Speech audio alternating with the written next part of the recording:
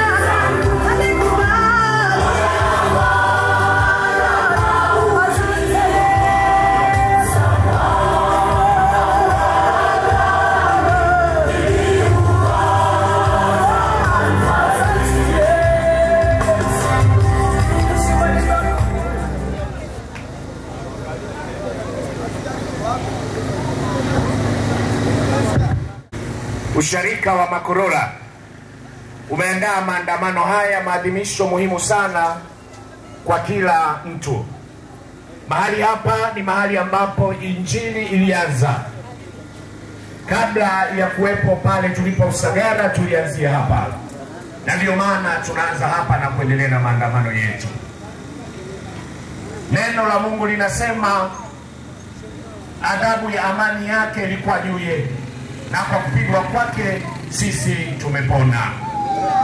Adhabu ni kitu ambacho mtu hupewa kwa ajili ya kosa alilolifanya, na kosa alilolifanya linampa adhabu au hukumu.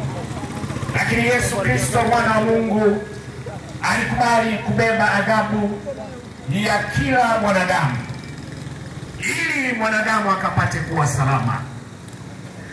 Inawezekana tuko nyumbani, majumbani, tuko kwenye sehemu za biashara zetu, tunatembea barabarani na tunaona haya yote, tunaona ni kawaida tu, lakini sio kawaida. Yupo mtu mmoja anaitwa Yesu Kristo aliyekubali kubeba amani yetu, kupigwa kwake, kusulubiwa kwake na kuumizwa kwake msalabani, na mwisho mauti. Yeye anatupa uzima na haki ya kutembea leo kama tunavyoonekana. Kwa hiyo kwa kupigwa kwake Yesu Kristo sisi tumepona. Wakati mwingine unaweza kuona una furaha, una nguvu, unatembea na watu wengine wanakuita kwa jina la heshima, lakini ujue ya kwamba yupo mmoja ambaye Yesu Kristo amepigwa kwa ajili ya kuchukua laana yako na hukumu yako. Na leo tunaadhimisha amani ya Yesu Kristo ambayo ameiachia kwetu. Anapokwenda msalabani, anateswa kwa ajili yetu. Anapokubali kupigwa, anapigwa kwa ajili yetu. Anapokubali kuumizwa, anaumizwa kwa ajili yetu, ili mimi na wewe tuweze kupona. Bwana Yesu asifiwe. Tunaanza kuomba mahali hapa na tunaendelea na maadhimisho yetu na matembezi. Bwana Yesu, wewe ni Mungu uliye hai, ni Mungu uliye mwema. Katikati ya miungu hakuna kama wewe. Ulichukua laana zetu, ulichukua hukumu zetu, ulichukua taabu zetu, ulikubali kugongomelewa juu ya msalaba, ukawekwa juu ya msalaba ukiwa hakuna nguo kabisa, uko uchi, ili kila anayekuamini aweze kuokolewa kwa njia ya mateso na maumivu yako. Ulipigwa taji ya miba kichwani, ulipigwa misumari mikononi, ulipigwa misumari miguuni, ukachoma mkuki ubavuni, ili tunapokuamini tukapate kuwa na uzima. Lakini haya yote unayofanya kwa ajili ya ukombozi wa maisha yetu sisi wanadamu. Na leo ya Yesu Kristo, wewe uko hai, unaishi. Haya ni maadhimisho tu ya kutukumbusha kwamba ulifanya tendo kubwa pale msalabani zaidi ya miaka 2000 iliyopita. Na sasa Yesu Kristo, tunakusihi ututangulie, utuongoze, na kila mmoja katika mji huu wa Tanga ajue ya kwamba wewe ni Bwana na Mwokozi wa maisha ya kila mmoja. Katika jina la Yesu tumeomba na kushukuru. Wote tuseme amen. Tumshangilie Mungu kwa makofi na vigelegele. Sasa tunaendelea na maandamano yetu. Wale wanaoratibisha watuambie tunakwenda upande gani.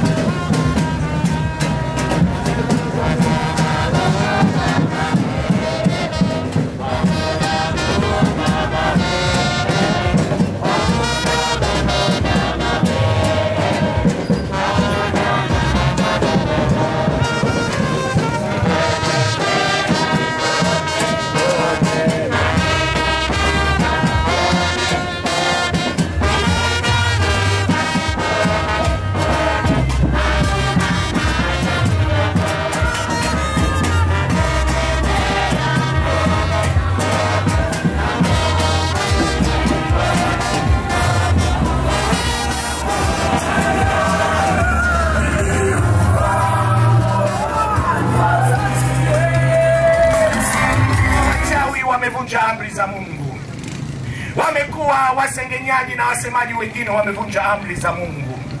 Na leo yupo mwanamume mmoja anakubali kubeba adhabu ya ulimwengu mzima. Anakubali kubeba adhabu yako wewe ambaye uko kwenye baa unafanya biashara sasa.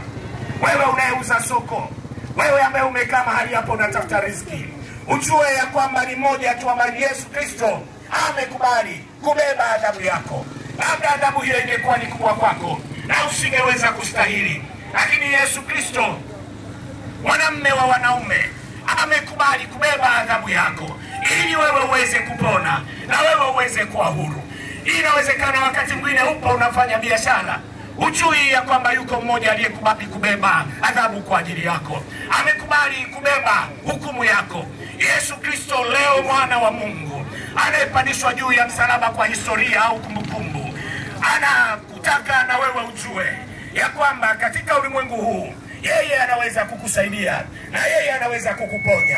Hata kama uko mahali pengine popote, ujue ya kwamba Yesu Kristo anakubali leo kwenda msalabani kwa ajili yako ili uweze kuponywa na uweze kuokolewa na uweze kuishi katika Yesu Kristo ambaye amekubali kubeba laana zako. Mwanadamu, wewe unaishi kwenye laana. Yupo mmoja ambaye anaweza kuondoa laana na tabu zako. Ni Yesu Kristo, mwana wa Mungu anayekwenda msalabani hivi leo. Ninarudia tena ya kwamba hii ni historia na ni kumbukumbu. Lakini leo sisi wa Kristo wa kanisa la Kiinjili la Kilutheri usharika wa Makorola tunakuletea habari hii njema ili uweze kutubu na kumrudia Yesu Kristo ambaye anakubali kubeba adhabu ya kwako, anayekubali kubeba laana ya kwako. Mpokee na utapata kuwa huru katika jina la Yesu. Bwana Yesu, wewe ni Mungu uliye hai, unaweza na unatosha katika maisha ya kila mmoja. Ndugu zetu tuliowafikia katika soko la Makorola wanafanya biashara lakini wanakuhitaji.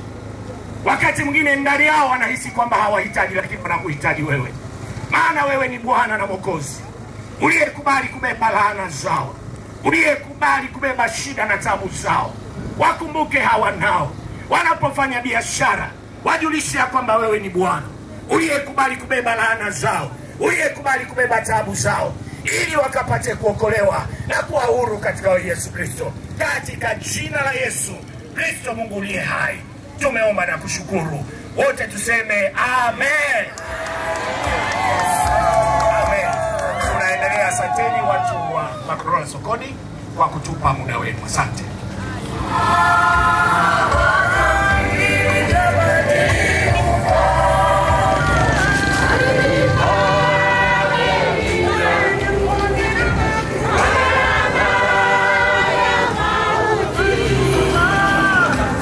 Kanisa la Kiinjili la Kilutheri Tanzania usharika wa Makorola inawakaribisha watu wote wa jiji la Tanga kwenye maadhimisho ya kuendea njia ya msalaba, kumbukumbu ya kuteswa na kufa kwa Bwana Yesu Kristo. Ilikuwa siku ya Ijumaa kama leo. Yesu aliteswa msalabani, akasema Baba, uwasamehe kwa maana hawajui watendalo. Damu zako zitakutenganisha na Mungu. Yesu anapoteswa na kufa, kuendesha maisha ya Mungu. Wewe na mimi sasa hakuna mwingine. Wewe ni mshirika.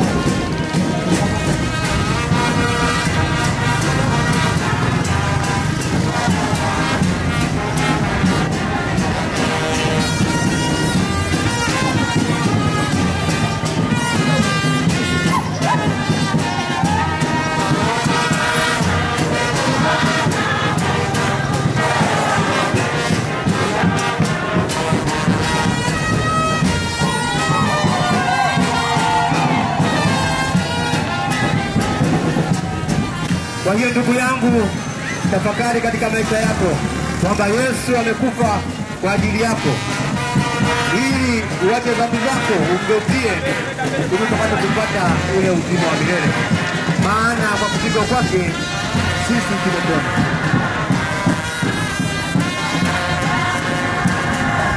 Nakaribisha kituo cha Kadongo ambapo utapata neno la Mungu kwa kifupi maeneo yale. Baada ya hapo tutakwenda Tanga.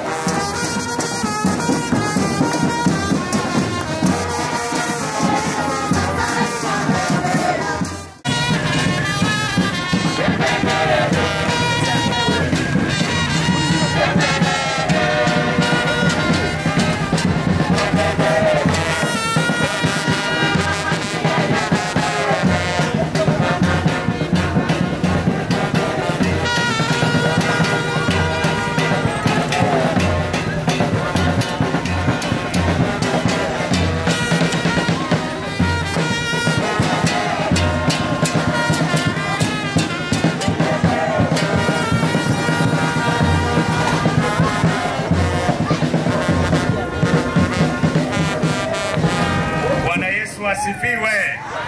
Bwana asifiwe. Tunapenda kuleta habari njema za Yesu Kristo aliyekufa akasulubiwa na sasa yuhai kwa ajili yako. Neno la Mungu linasema adhabu ya amani yetu ilikuwa juu yake, na kwa kupigwa kwake sisi tumepona. Isaya 53 mstari huu wa 5b. Watu wa mahali hapa tunawaletea habari njema za Yesu Kristo. Yesu Kristo aliyekubali kubeba adhabu ya ulimwengu. Yesu Kristo aliyekubali kubeba adhabu yako. Na leo yuko hai, anaishi. Lakini huyu mwanamume Yesu Kristo amekubali kubeba adhabu ya ulimwengu mzima. Adhabu anapewa mtu aliyekosea, na aliyekosea hupewa adhabu kwa ajili ya kosa alilofanya. Adhabu ambayo mwanadamu alipewa ni adhabu kubwa, ambayo mwanadamu yeye mwenyewe hakuweza kuimudu.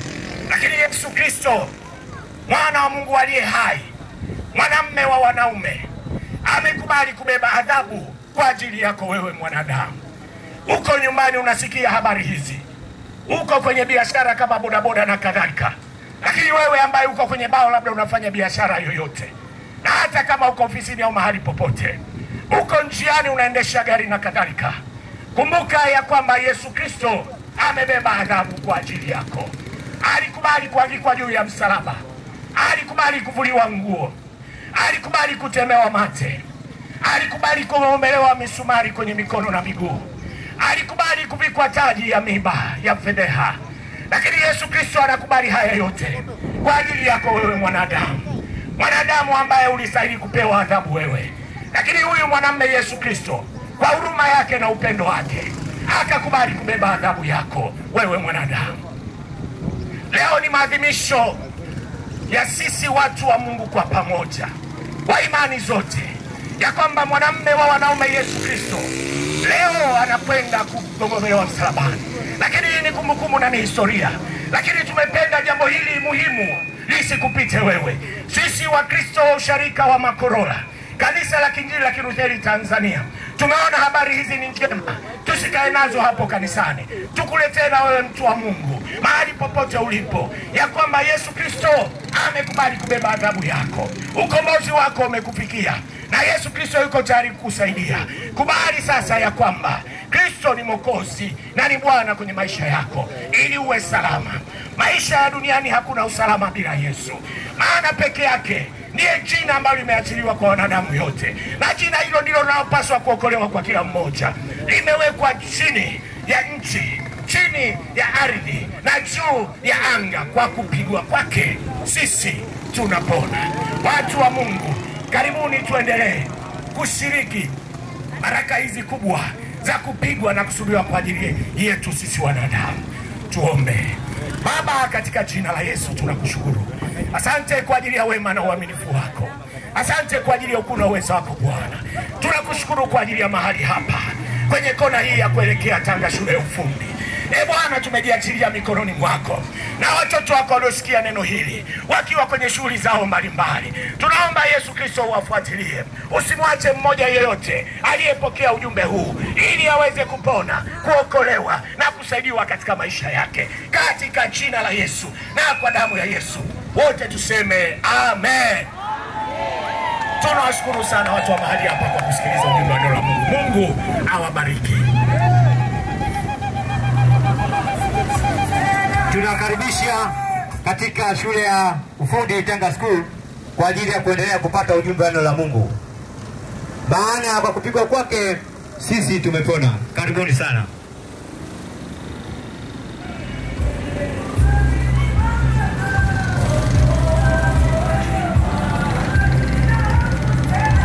Maana kwa kupigwa kwake sisi tumepona. Njoo usikie ujumbe wa neno la Mungu ili uweze kukuweka huru mbali na dhambi. Karibu sana.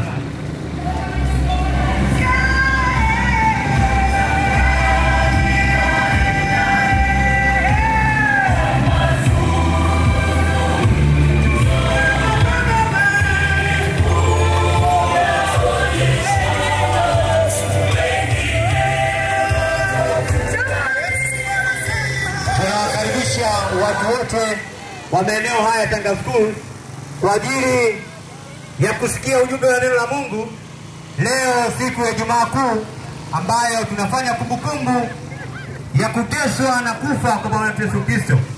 Karibuni watu wote tusikie ujumbe wa neno la Mungu. Neno la Mungu ni kwa ajili yetu, kwa ajili ya kuponya maisha yetu, kutuweka mbali na dhambi. Njoo ndugu yangu, tukumbuke pamoja kuteswa na kufa kwa Bwana Yesu Kristo. Karibuni sana watu wote wa eneo hili la Tanga School. Leo ni siku yetu ya kusikia habari njema ya Yesu Kristo. Wote ambao wamezunguka mahali hapa, wakati mwingine mnajiuliza hivi Ijumaa Kuu ni nini? Hivi hao watu wanaoadhimisha Ijumaa Kuu wana maana gani?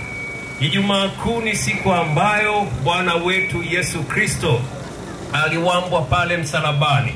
Ni siku ambayo Kristo alichukua udhaifu wetu pale msalabani. Ni siku aliyokufa kwa sababu mwanadamu kwa asili ametenda makosa mbele za Bwana, na hakuna namna ambayo mwanadamu angeweza kupatanishwa tena na Mungu. Kristo Yesu akawa tayari akasema, nitume mimi Bwana, ili kuleta tena tumaini kwa wanadamu, kuleta tena uhusiano ambao ulikuwa umevunjika kati yetu sisi na Mungu. Mungu anatupenda tangu mwanzo. Mungu ndio maana alituumba na alitupenda tangu mwanzo, lakini kwa sababu ya uasi wetu sisi wanadamu tukajitenga na Mungu. Mungu hakujitenga na sisi, sisi ndio tuliojitenga na yeye, na kwa sababu hiyo tukastahili sisi wote adhabu ambayo ni kufa kwetu, ambayo sisi tulistahili, mimi na wewe tulio hapa. Lakini ashukuriwe huyu tunayemhubiri ambaye ni Yesu Kristo, akawa yuko tayari kufa pale msalabani badala ya kwangu mimi na badala ya wewe hapa. Na jambo moja nalotaka kukukumbusha ni hili: hakuna njia nyingine yeyote wala hayuko mwingine yoyote ambaye anaweza kukuletea uhusiano tena na Mungu aliyekuumba isipokuwa ni Yesu Kristo, mwana wa Mungu aliye hai. Ndiye ambaye tumekuja hapa kukueleza habari zake. Huna sababu ya kufanya juhudi, huna sababu ya kutaka kuwa mtu mzuri, huna sababu ya kutaka kufanya kwanza matendo mazuri na mema ndio Mungu akukubali. Unachohitaji ni kumpokea Yesu Kristo kama Bwana na Mwokozi wa maisha yako. Yesu atakutengeneza. Ulikuwa mvuta bangi, Yesu ataiondoa hiyo hamu ya kutaka kuvuta bangi. Ulikuwa ni mshirikina, Yesu ataingilia kati, ataondoa hicho kilichokushika na hiyo kazi unayoifanya. Yesu ana uwezo. Wewe hali yako ya uchumi sio nzuri, biashara zako haziendi vizuri, sisi hatuko hapa kukueleza jinsi ya kutajirika haraka. Utajiri wote uko katika Yesu Kristo. Yeye anayo njia ya kukusaidia hata kwenye kazi unayoifanya. Ndio maana tunakuambia hakuna njia nyingine yoyote ya kwenda kwa Mungu, wala mtu asikudanganye, wala mtu asikuambie hili au lile, isipokuwa ni kwa njia ya kumpokea Yesu Kristo awe Bwana na Mwokozi wa maisha yako. Anakupenda hivyo ulivyo, njoo atakupokea hivyo ulivyo. Una haja ya kutaka kufanya maandalizi haya kwamba je, atanipokea? Je, atanikubali? Yesu Kristo yuko tayari kukupokea hivyo ulivyo. Na yeye alikuja kwa ajili ya hao. Kwa kupigwa kwake Yesu Kristo sisi sote tulipata kupona. Magonjwa yalipona, wezi walibadilishwa tabia yao, waliokuwa uchumi wao umeharibika Yesu aliurudisha tena, ambao walikuwa wana tumaini, ndoa zilizovunjika Yesu ana uwezo wa kuzitengeneza tena, watu wakaisha maisha ya kumshukuru na kumtukuza Mungu. Hicho ndicho kilichotuleta mahali hapa. Miaka kadhaa iliyopita hapa hii shule ndiko ambako habari za Yesu Kristo ziliendelea kuhubiriwa kutokea kule Makorora. Tunaomba pia kwa ajili ya hii shule kwamba Mungu ataikumbuka watoto wote watakaosoma mahali hapa. Moja wapo nyie ni mashahidi ya kwamba Rais mstaafu wa Jamhuri ya Muungano wa Tanzania Mheshimiwa Jakaya Kikwete alisoma hii shule hapa. Hii shule tunaomba pia Mungu aikumbuke kwa kukubali watu wa Mungu kukanyaga miguu yao mahali hapa. Natoka hapa mawaziri watatokea, marais wengine watatokea, na watu wengine watakaoongoza taifa hili katika kweli na katika amani. Bwana Yesu asifiwe. Kwa kupigwa kwake Yesu sisi tumepona. Kwa kupigwa kwake Yesu sisi tumepona. Kwa kupigwa kwake Yesu sisi tumepona. Tuombe. Mungu Baba, tunakushukuru. Wazee wetu waliotangulia wa imani walifika mahali hapa Bwana, wakakusanyika wakaliitia jina lako Bwana. Kila wakati walikusanyika wakijua kwamba iko siku moja habari njema itahubiriwa katika mji wa Tanga, na sisi ni kizazi kilichokuja baada yao. Mungu, tunakushukuru kwamba kile walichokuwa kitamani katika mioyo yao kimetimia sasa. Nasi tunakanyaga mji huu kwa kuwa neno lako linasema mahali popote hatua zenu zitakapokanyaga, mahali hapo nimewapa. Na sisi tunamiliki sawasawa na mapenzi yako na makusudi yako katika kizazi chetu, katika jina la Yesu Kristo mwana Mungu aliye hai. Bariki watu wa Makorora, bariki shule Mungu, watunze Mungu, neema yako iendelee kuwafunika, na Kristo upate kufufuka katika mioyo yao, katika jina la Yesu Kristo, na sote tuseme amen. Amen. Amen. Tumshangilie Bwana.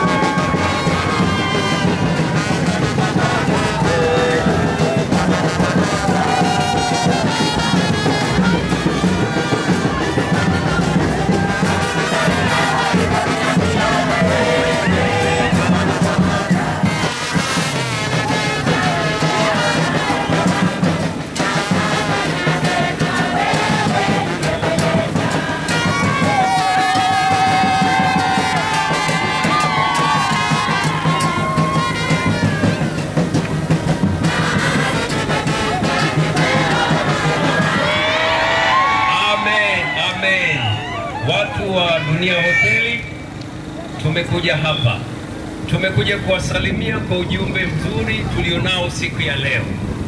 Leo ni siku ya Ijumaa, na wengi wanajiuliza, hivi hao watu wanaoadhimisha siku ya Ijumaa wana maana gani? Au hiyo siku hasa maana yake ni kitu gani? Mwanadamu kwa asili, kama unavyojifahamu, kama unavyofahamu wengine ambao unaishi nao, walimkosea Mungu tangu awali.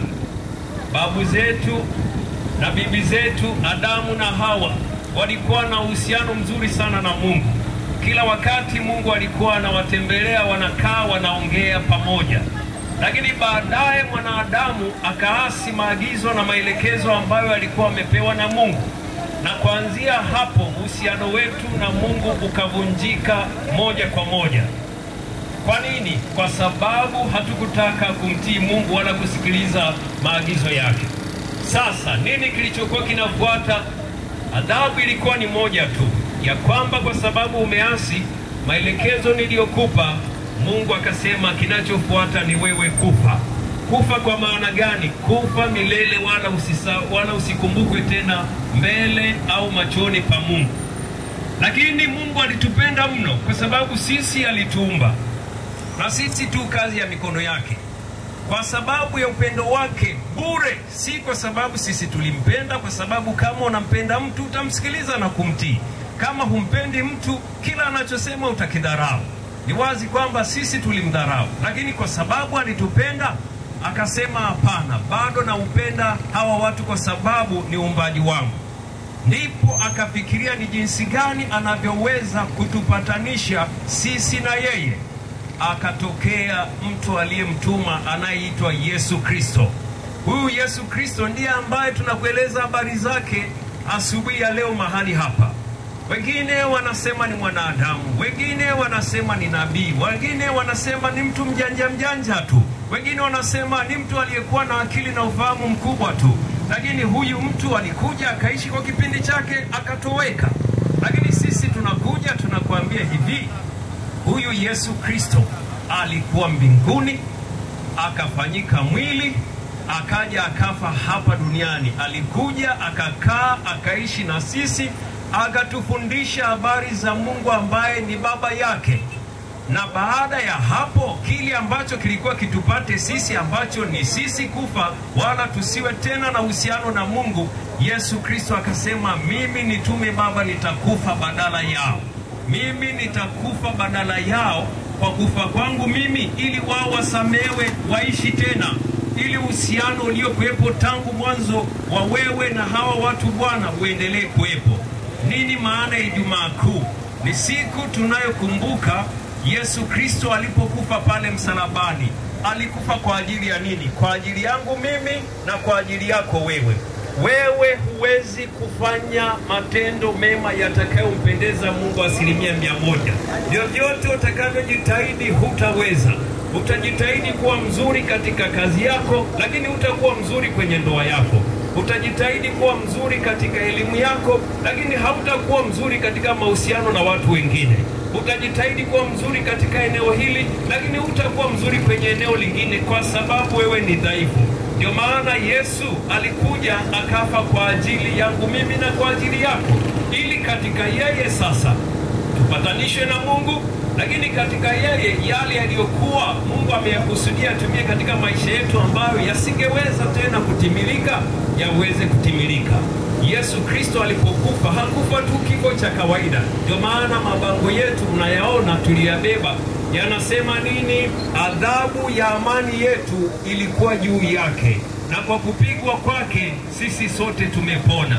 Tumepona magonjwa ambayo yalikuwa sio kusudio la Mungu tupate kensa, sio kusudio la Mungu tupate vidonda vya tumbo, sio kusudio la Mungu tupate sukari, sio kusudio la Mungu tupate magonjwa yanayotusumbua leo. Ndio maana yeye alifanyika kwa adhabu ili sisi tupate amani, na yeye alipopigwa ndio sisi tukapata kupona.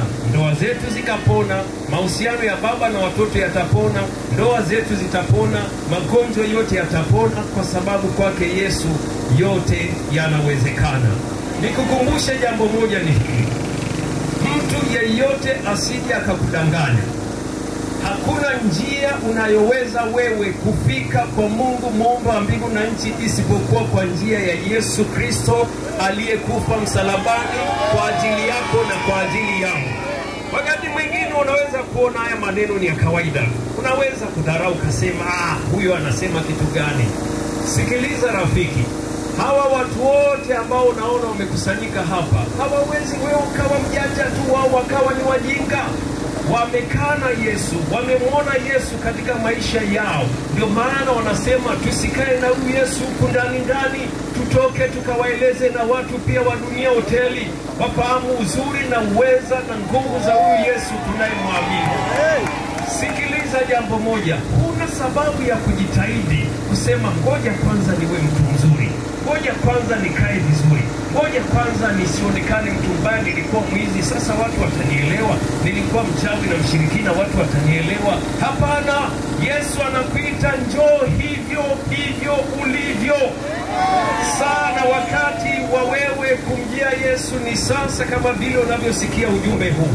Lengo lake ni nini? Ukija, yeye ndiye anayeweza kukuonyesha kuwa mtu mzuri. Wewe umekuwa au unaweza kuwa mtu mzuri, ungeshakuwa mtu mzuri siku nyingi. Usingekuwa mgonjwa, usingekuwa unatumia ushirikina katika biashara zako, ungetweka tumaini lako kwa Yesu Kristo. Usingekuwa mtu ambaye unasengenya kila wakati. Yesu Kristo ndiye anayeweza kukurekebisha hayo yote. Kusengenya uone kwamba sio sawa, kuiba uone sio sawa, kufikiri kumuua mtu mwingine kwa sababu tu ya kuchukua shilingi 10,000 uone kwamba hii ni dhambi. Kiko kitu kinaingia ndani yako, ndicho kinachokuwa kinasema ndani yako kukuambia hii sio sawa, hii ni sawa, hii sio sawa, hii ni sawa. Hicho kitu ndicho hicho tulicholeta hapa, ni Yesu Kristo Bwana wa Mungu aliyekufa pale msalabani. Leo tunaadhimisha kifo chake. Hatusemi Kristo amekufa leo tunapoongea tarehe ya leo, tunasema leo ni kumbukumbu ya kuadhimisha. Na leo tumetoka kuja kueleza watu wa hapa Dunia Hoteli, kazi zenu Yesu anaweza kuzitakasa zikafanikiwa. Biashara zenu Yesu anaweza kuzibariki. Amini hicho ninachokuambia, baada ya muda utaona kitakachotokea kwenye kazi yako. Utaona kitakachotokea kwenye biashara yako. Liko tumaini katika kumwamini Yesu Kristo mwana wa Mungu aliye hai. Amen. Naomba tuombe kwa ajili ya watu wa hapa Dunia Hoteli. Mungu wetu na Baba yetu, katika jina la Yesu, tunakushukuru kwa sababu umetupa neema hii ya kufika na kukanyaga mahali hapa Bwana. Tunakushukuru kwa ajili ya watu hawa wa eneo hili la Dunia Hoteli, wafanye biashara, wengine ni bodaboda, kila mtu kwa kazi ambayo umempa katika maisha yake. Tunaomba Mungu wetu kukanyaga kwetu na habari njema tulioleta kwao Bwana isiwe ni bure. Mungu, sema na maisha yao, gusa maisha yao, uwabariki katika kazi zao, lakini kubwa zaidi mioyo yao Mungu, endelea kusema katika hiyo mioyo, wapate kujua ya kwamba Bwana kile walichosikia maana yake ni nini. Wape neema pia kutafiti na kutaka kujua zaidi, kwa kuwa Bwana umeleta neno lako, nasi tunachojua ahadi yako ni kwamba neno lako halitarudi bure, bali litatimiza mapenzi yako, nalo litafanikiwa katika yale mambo uliyolituma Bwana. Asante kwa sababu Bwana, amani yako Bwana hakika itaonekana mahali hapa, na kwa kupigwa kwako Bwana, na kwa kupigwa kwako Bwana. Amen, amen, amen. Haleluya, haleluya. Haleluya, haleluya. Sasa kitu kinachofuata tunaelekea barabara 7 na baadaye kanisani Makorora. Nawaalika watu wote wa Dunia Hoteli kwenye ibada ambayo itaendelea muda mfupi ujao kuanzia sasa pale kanisani Makorora. Na pia mchana kutakuwa na ibada kuanzia saa 7:30, kutakuwa na igizo la kuteswa na kufa kwa Bwana Yesu Kristo. Karibuni sana watu wa Dunia Hoteli Makorora Center, karibuni sana. Maana kwa kupigwa kwake sisi tumepona.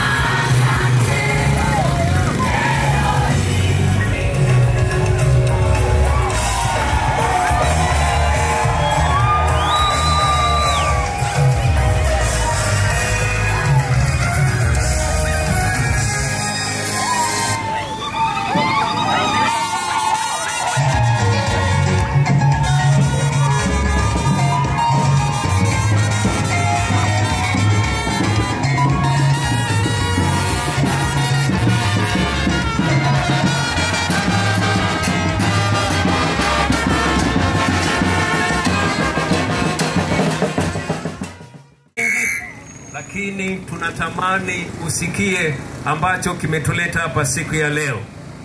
Leo ni siku ya Ijumaa Kuu. Hata watumishi pia wa serikali wamepumzika.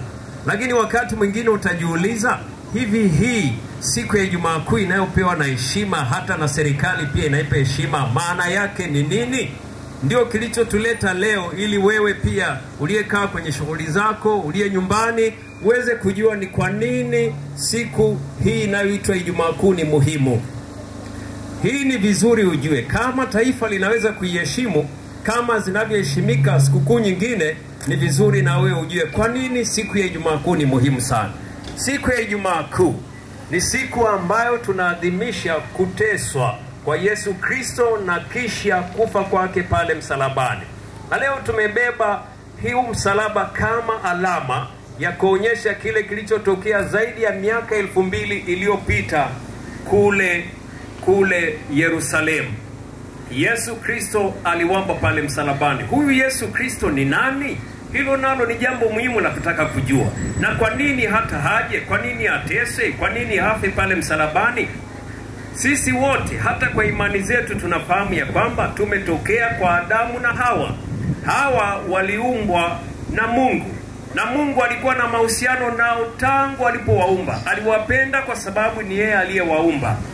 Lakini tatizo moja ni kwamba Mungu aliwapa maagizo pia ambao wanatakiwa watembee, waishi nayo siku zote za maisha yao. Lakini kwa sababu Adamu na Hawa alikuwa mwanadamu kama mimi na wewe uliyekaa dukani kwako, unayenisikiliza nyumbani, kwa sababu ya udhaifu waliokuwa nao wakamkosea Mungu. Walipomkosea Mungu, adhabu ilikuwa ni moja tu, ya kwamba mauti ilikuwa mbele yao. Na hii mauti ilikuwa sio mauti ya kufa amke kesho, hapana, ni mauti ya milele. Lakini kwa sababu ya upendo wa Mungu, alipokumbuka ya kwamba huyo Adamu na Hawa ni yeye alimuumba, na uumbaji mwingine wote tunautazama ni yeye aliuweka, Mungu akasema hapana, ninampenda Adamu sana, ninampenda Hawa sana, ninapenda pia uumbaji wa kazi yangu ambao nilifanya mimi mwenyewe. Sasa nitafanyaje? Huyu mwanadamu siwezi kupatana na yeye tena, kwa sababu ni mtu ambaye ukimwelekeza hivi atafanya hivi. Huyu mtu ukizungumza naye barabara ya 7, akifika barabara ya 8 amebadilika kabisa. Tena anageuka, anakataa yale mlioongea naye barabara ya 7.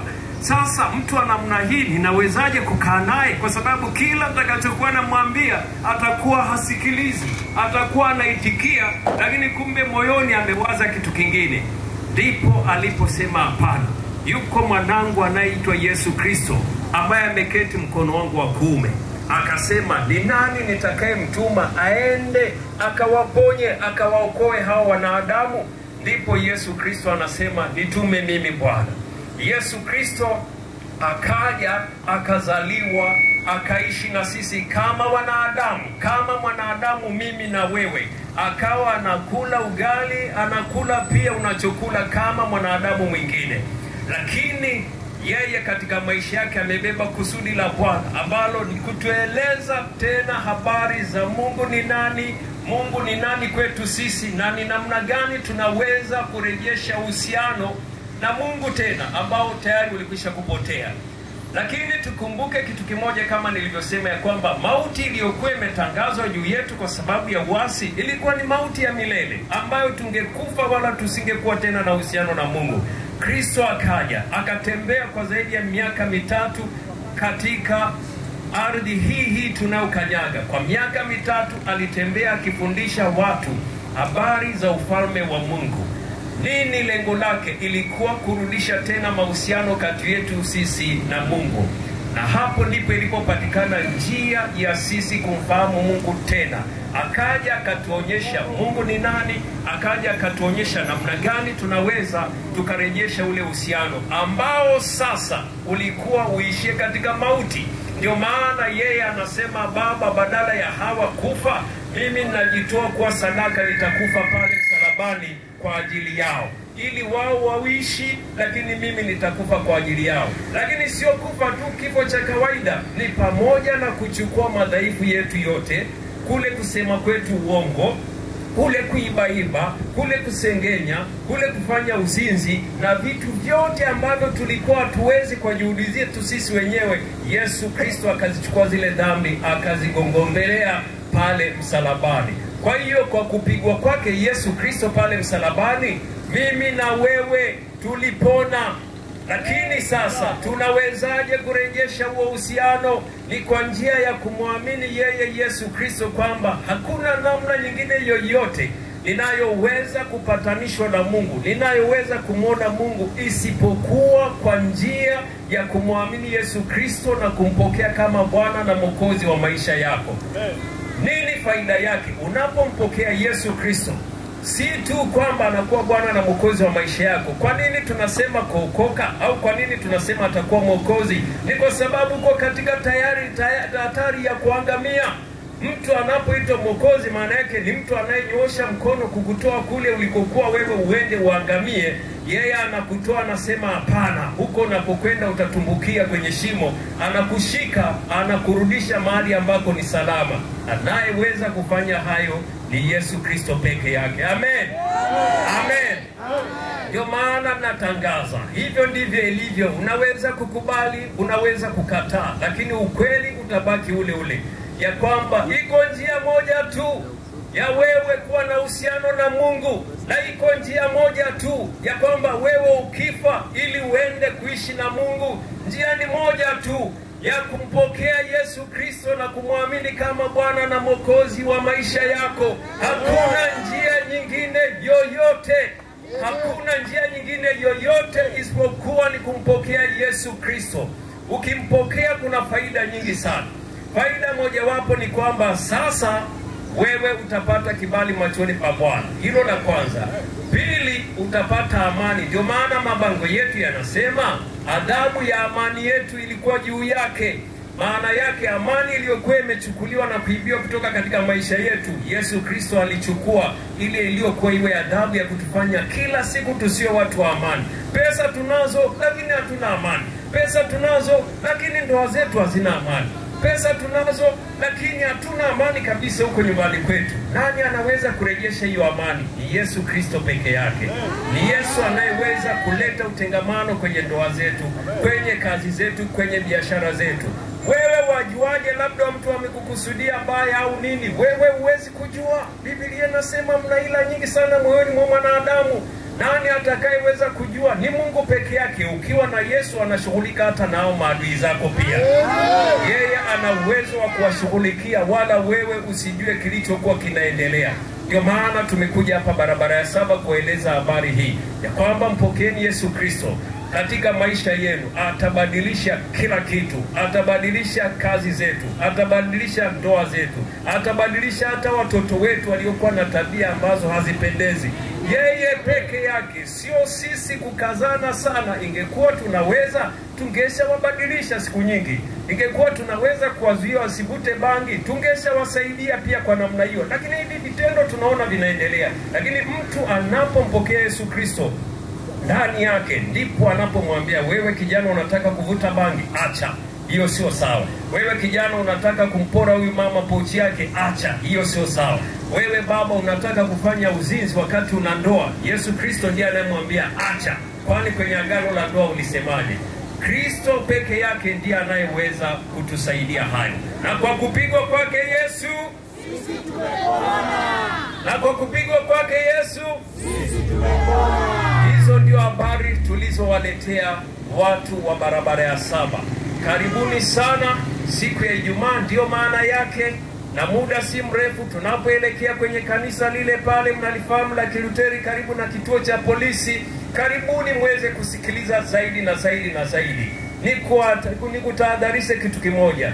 Usifikiri unaweza kufanya matendo mema sana ukampendeza Mungu. Usijiandae kwamba mimi sasa Mungu anatanipokea. Mimi nilikuwa mwizi, mimi nilikuwa mvuta bangi, mimi nilikuwa hivi na hivi. Hapana, njoo hivyo ulivyo. Mungu atakupokea. Yeye ndiye ana uwezo wa kukutengeneza, sio wewe. Ungekuwa unaweza kujitengeneza, ungeshajitengeneza siku nyingi, lakini ni katika yeye ndiye anayeweza kutusaidia. Naomba tuombe. Baba, tunakushukuru. Asante kwa neema uliyotupa ya kuleta miguu yetu mahali hapa. Asante pia kwa ajili ya watu hawa wa barabara ya 7 waliosikiliza habari ya ujumbe wako. Tunachoomba ujumbe huu Mungu usiwe bure. Kila mmoja aliyesikia mpe kutaka kujua zaidi na zaidi na zaidi na zaidi. Pia kumbuka kazi zao zibariki pia. Akila yote ambaye mwenendo wake haukuwa mzuri, Mungu ingilia kati kuleta badiliko katika maisha yake. Asante kwa sababu ardhi imekuwa shuhuda ya kwamba tumesimama na kuhubiri habari zako mahali hapa. Popote ulipotupa kukanyaga, mahali hapo umetupa kumiliki Bwana. Asante kwa kuwa umetusikia katika jina la Yesu, na watu wote waseme amen. Amen, amen, amen. Sasa tunaelekea pale kanisani kwa ajili ya ibada mahali pale. Niwakaribishe watu wote pale kanisani muda huu tunaendelea kwenda na ibada, na mchana kuanzia saa 7:30 tutakuwa na ibada na pia tutakuwa na igizo la mateso ya Bwana Yesu Kristo.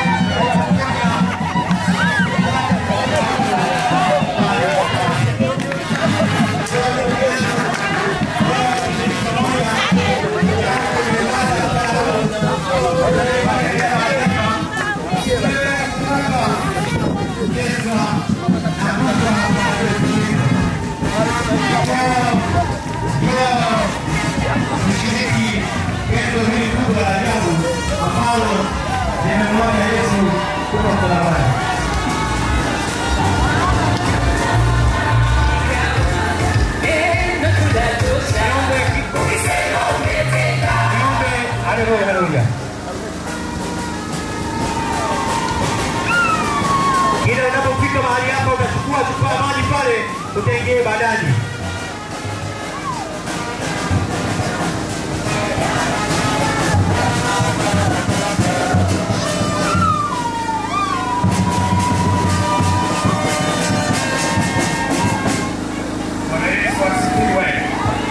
Bwana asifiwe.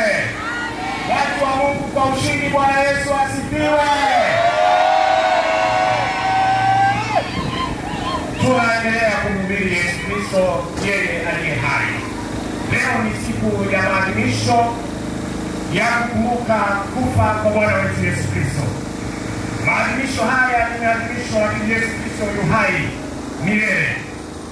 Siku zote mtu anapokuidia amani amekuwa kitu kikubwa mno kwenye maisha yako, kwa sababu amani humfanya mtu awe na ustawi wa kiroho na kimwili.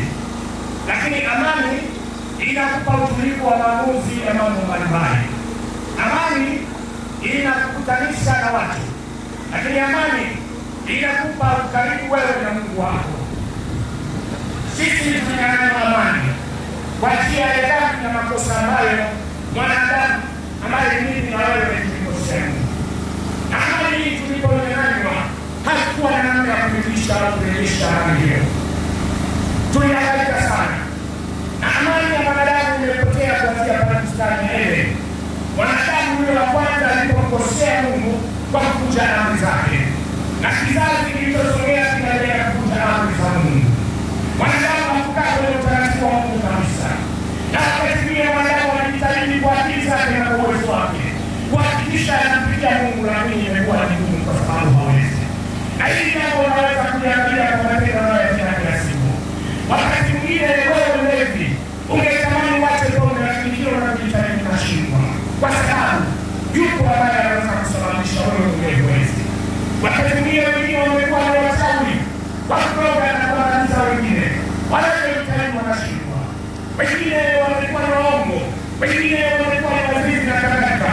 Dhambi nyingi mwanadamu wamezifanya zimesababisha ubaya na Mungu wake, na adhabu yake ikawa ni kubwa. Kila mwanadamu anapojitahidi kunasua katika adhabu inashindikana, kwa sababu yeye mwenyewe hawezi. Kosa la kwanza mwanadamu alifanya pale bustani ya Edeni ilitoa katika uwepo wa Mungu na amani ikawa imenyang'anywa. Lakini yupo mwanamume wa wanaume, Yesu Kristo Bwana Mungu aliye hai. Yeye atawa tayari kutoa maisha yake na uhai wake, akubali kurejesha amani iliyopotea kwako wewe, mtu wa Mungu, wewe baba na wewe mama, wewe kijana wa kike na wa kiume na mtoto. Adhabu hii alibeba Yesu Kristo, na yeye atakubali kubeba amani yetu kwa njia ya mauti yake. Yesu alijua amani ya mwanadamu sio nyepesi kurudi hivi, na ndio maana ameshindwa kurejesha amani yako. Na Yesu Kristo alijua amani ya mwanadamu itarudi kwa mateso na kuapatiliwa Yesu Kristo na kufa kwake, imani yake milele. Mungu yeye mwenyewe alitoa nafsi yake iwe fidia na ukombozi kwa mwanadamu, na yeye mwenyewe ameshindwa kunasua. Yesu Kristo Bwana wa Mungu aliye hai leo amekubali kubeba laana yako, amekubali kubeba adhabu yako, amekubali kubeba lawama yako ili uweze kupona. Ni jambo moja tunalotakiwa kufanya, kumkiri Yesu Kristo kwamba ni Bwana na Mwokozi wa maisha yako. Hapo amani itarejea. Huwezi kupata amani mahali pengine, ni kwa Yesu Kristo. Hauwezi kupata amani kwa watu wengine, ni kwa Yesu Kristo. Hupati amani mahali pengine popote, hata ungesali na kusujudu kwa namna gani. Amani yetu ii katika Yesu Kristo. Kwa kupigwa kwake sisi tumepona, kwa kupigwa kwake sisi tumepona. Mungu na atubariki sana sana. Tunaomba, lakini tutaingia kanisani kuhitimisha sasa kwa maombi mapana. Tuombe. Mungu Baba wa mbinguni, tunakushukuru. Asante kwa sababu umekuwa pamoja nasi. Tunaona wema na uaminifu wako mahali pote tulipopita. Umetulinda Bwana, umetutetea, umetupigania katika mengi. Na wakati mwingine tulikuwa kweli tumeingia kwenye shida na matatizo mbalimbali, maana wakati mwingine amani yetu ilitoweka. Shetani aliiba amani yetu, shetani aliiba amani ya ndoa zetu, shetani aliiba amani ya watoto wetu, Shetani aliiba furaha ya familia yetu. Shetani aliiba furaha na amani kazini kwetu na kwenye biashara zetu na mahali pengine popote. Wewe Yesu Kristo leo umekubali kurejesha amani yetu kwa njia ya mauti yako, kwa njia ya kifo cha msalaba, kwa njia ya kukubali maumivu na mateso. Ukasema umekubali ili sisi tupone, amani yetu irudi, sisi tupone.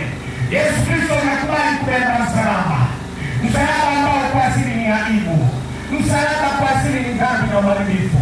Umekubali ili tuwe huru. Yesu Kristo tunakusihi uendelee kututetea na kutusaidia. Asante kwa ajili ya kupata sauti hivi ilizotupa nafasi ya kukuhubiri wewe katika mitaa ya hapa Tanga.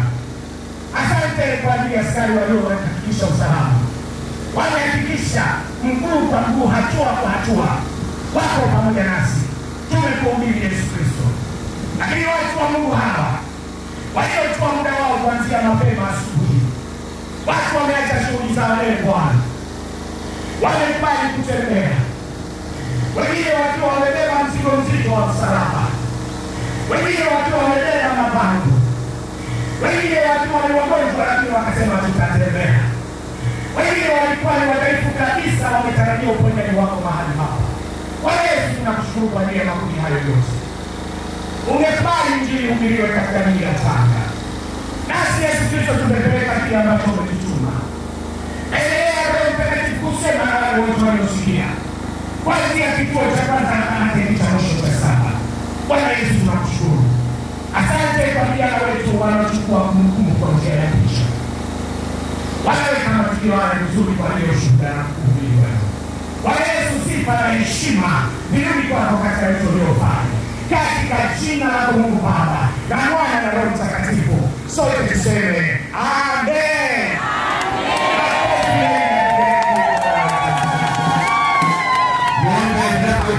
Kanisani kuna wale vijana niomba wachukue maji wakagia kutoka wakiwa wamekaa pale kanisani ili kuondoa usumbufu hapa. Kwa taarifa yote tuingie kanisani, niombe vijana tupite pale tuchukue maji tupate kuwagia watu.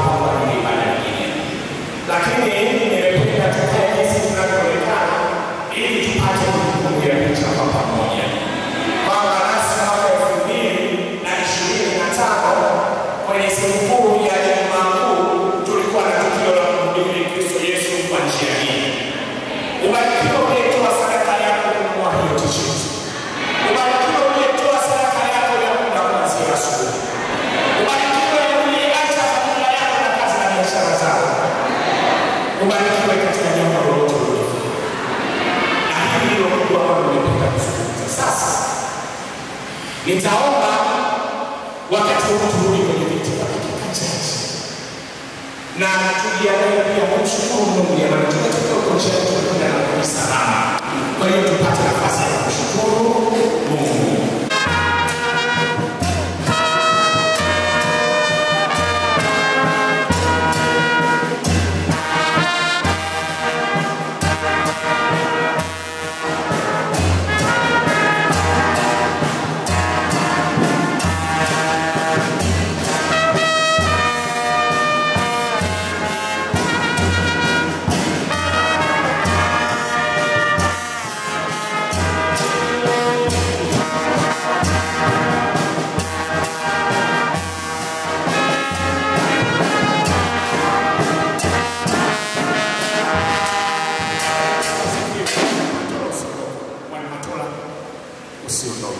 Mwalimu Matola ambaye ameturatibishia hili jambo vizuri kama kiongozi na wale wenzake wana neno la kuzungumza kwa ajili ya vitu ambavyo tumeshika mikononi mwetu. Asante.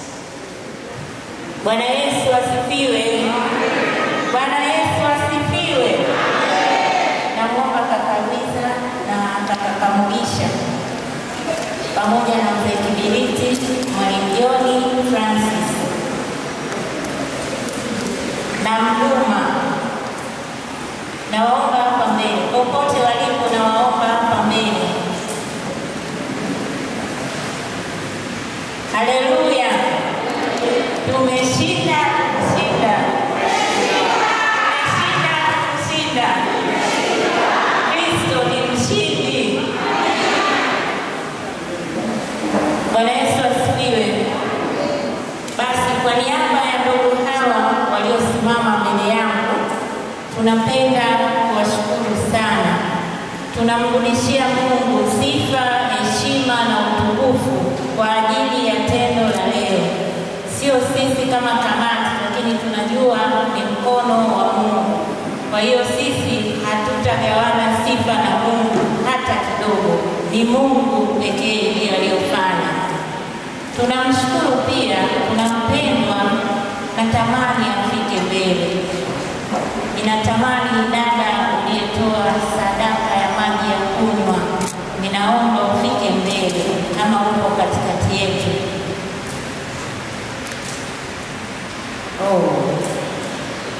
Bahati mbaya sikushika jina. Katibu Ndambo,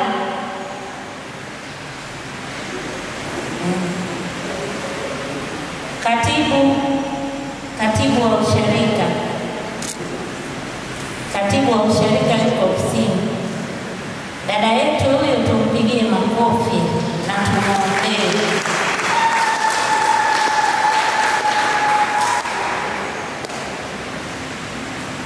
Basi kwa niaba ya watu wote tuliosimama hapa, tunaendelea kuwashukuru watu wote. Mtatusamehe pale ambapo hatukutenda ipasavyo, kwa mfano kwenye t-shirt. Na jambo hili kwa kweli lilikuwa nje ya uwezo wetu, hata yule mzabuni lilikuwa nje ya uwezo wake. Lakini t-shirt bado zipo. Kama umetamani kuwa na t-shirt kwa ajili ya siku ya leo, t-shirt zile bado zipo ofisini. Fika uangalie size yako, chukua ili upate kumbukumbu ya siku ya leo. Tunawashukuru sana kujitoa kwenu. Mmeacha mengi, leo ni siku ya Ijumaa, mmeacha mengi. Kumbe mmesubiri mpaka saa 9, lakini mmetumia nafasi hii kuja kumtukuza Mungu kwa matendo yake na njia ya msalaba, kwa jinsi Yesu alivyobeba msalaba kuelekea Golgotha. Baada ya kusema hayo, nimshukuru mchungaji pia kwa kutuamini sisi kuratibisha jambo hili. Labda wenzangu kila mmoja aseme neno kwa dakika kadhaa. Bwana asifiwe. Ninawashukuru sana kwa ushirikiano. Bwana asifiwe. Hongereni kwa kuhubiri Injili na watu wameipata Injili kweli. Bwana asifiwe. Mungu awabariki kwa kumhubiri Yesu Kristo kwa vitendo. kutembea kwenu inaonyesha ni jinsi gani Yesu alitembea na msalaba kuelekea Kalvari. Kwa akina mama mlikokuwa mnashangilia na akina baba mlikokuwa mmebeba msalaba, inaonyesha picha kamili. Hivyo ndivyo Yesu alivyotembea na msalaba kuelekea Kalvari. Nafikiri waliobeba msalaba wameweza kuonja kidogo kila ambacho Yesu alikipitia. Ingawa msalaba wa Yesu ulikuwa mzito sana, lakini huu ni mfano. Mungu awabariki sana kwa Yesu kwa vitendo. Amen. Bwana Yesu asifiwe. Tunapenda kuwashukuru kama kamati kwa kushirikiana kwa tukio hili leo. Asanteni sana. Bwana Yesu asifiwe. Tunashukuru wote kwa jinsi ambavyo mmejitolea, mmejitoa kwa ajili ya siku leo. Kwa kweli kule njiani watu walikuwa wanauliza leo kuna nini? Kaambia Yesu wa Nazareti anapita. Kwa hiyo leo Yesu amehubiriwa kuanzia shule ya msingi Makorora, sokoni kwa Dongo, pale Tanga School, kwenye hoteli pamoja na barabara safi. Kwa hiyo naamini kwamba leo hii kazi tuliyofanya sio ya bure. Kuna kitu kitazaliwa ndani ya watu wa Tanga. Mungu awabariki sana sana. Bwana Yesu asifiwe. Vya kwangu vya kwako vyote vimetoka kwa Bwana.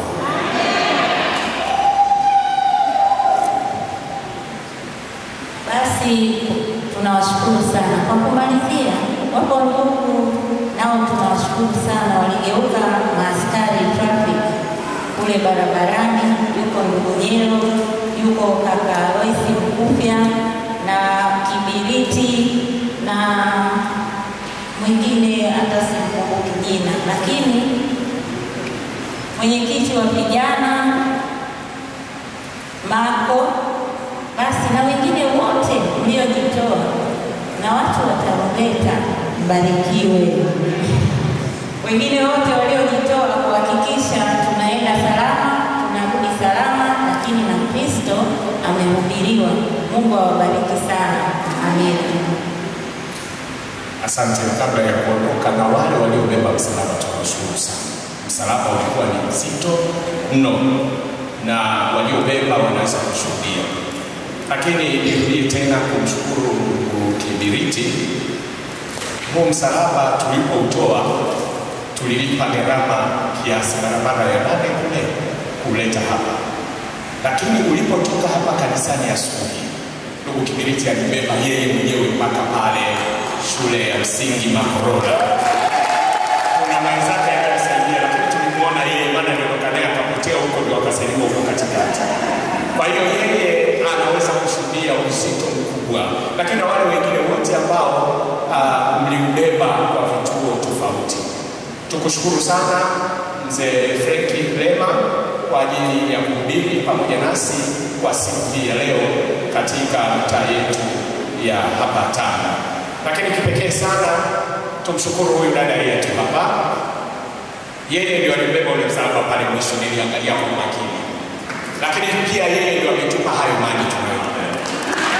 Kwa hiyo tunashukuru sana sana. Mungu akubariki. Asante kwa sadaka yako.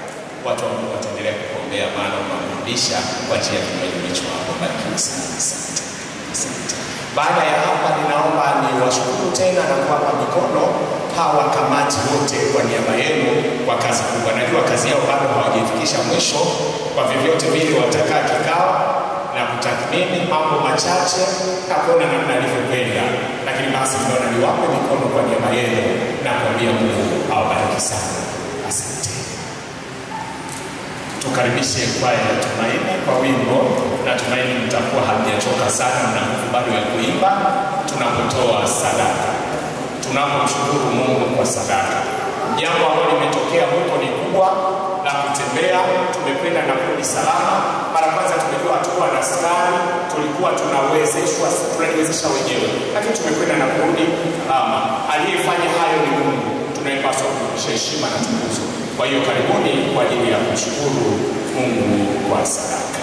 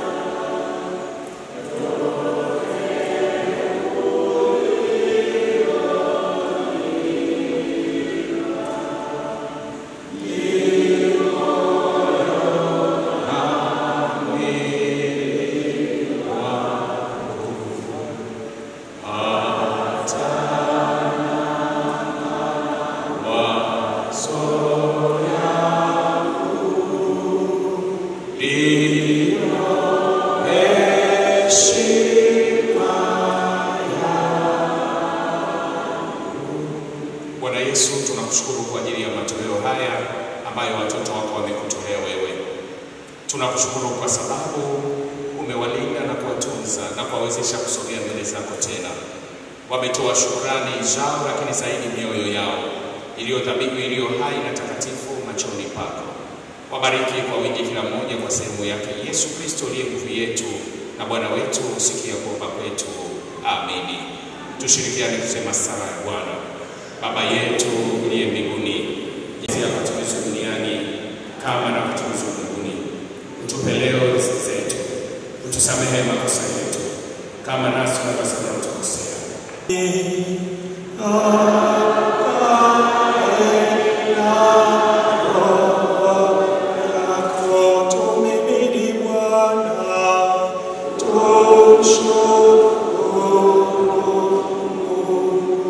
Pokeeni baraka Bwana ninyi nyote mnamtegemea na kumtumikia. Bwana Mungu akubariki na kukulinda, akuangazie roho za uso wake na kufadhili, akuinulie uso wake na kukupa amani, katika jina la Mungu Baba na la Mwana na la Roho Mtakatifu. Amen.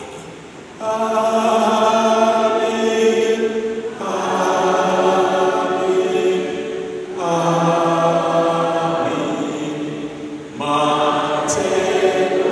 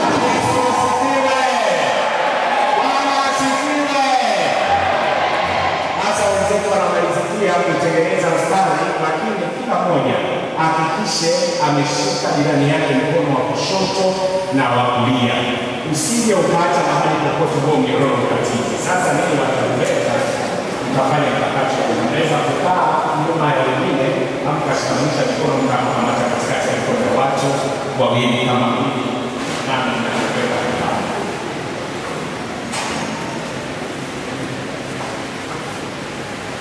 Ukifika pale mwisho unaacha mkono katikati ya mwingine, alafu tushirikiane.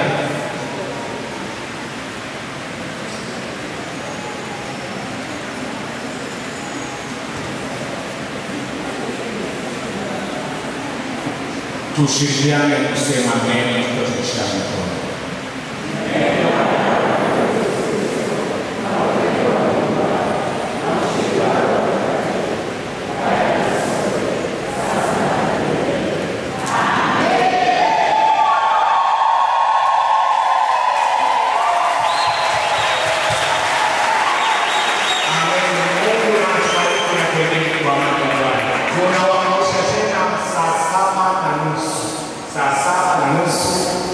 Tunapaswa kuwepo hapa kwa ajili ya kuanza ibada. Kwa hiyo zingatia Mungu. Na leo ni siku ya Bwana. Kwa hiyo hata